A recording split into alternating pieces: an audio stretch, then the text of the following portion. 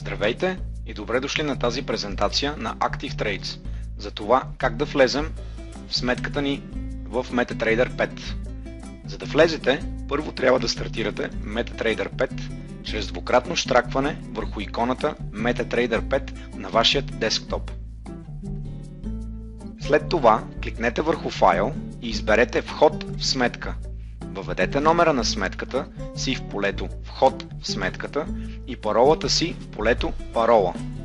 След това трябва да изберете Active Trades сървър и кликнете върху ОК. Ако отбележите с отметка клетката Запази паролата, няма да има нужда да въвеждате данните си за вход всеки път, когато стартирате MetaTrader 5 на вашия компютър. Вашият профил ще бъде изписан в прозореца Навигатор под Сметки и Active Trades сървър. Прозорецът Вход в сметката ще изчезне след като кликнете върху ОК.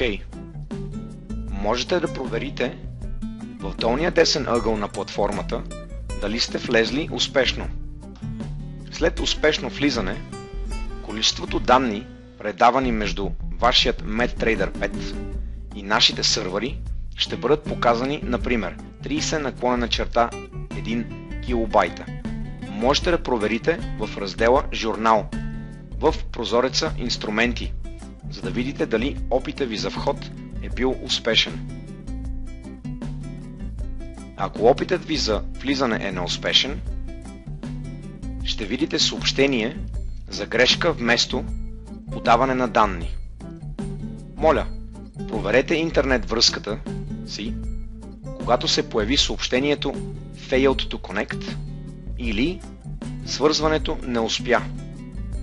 Ако съобщението е Invalid Account или невалидна сметка, опитайте отново да влезете и се уверете, че въвеждате данните си за вход правилно. Ако все още не можете да влезете, моля, свържете се с нашия отдел за обслужване на клиенти. Благодаря ви за това, че изгледахте тази видеопрезентация за това как да влезете във вашата MetaTrader 5 сметка за търговия. Моля, ако имате някакви въпроси, не се колебайте да се свържете с нас.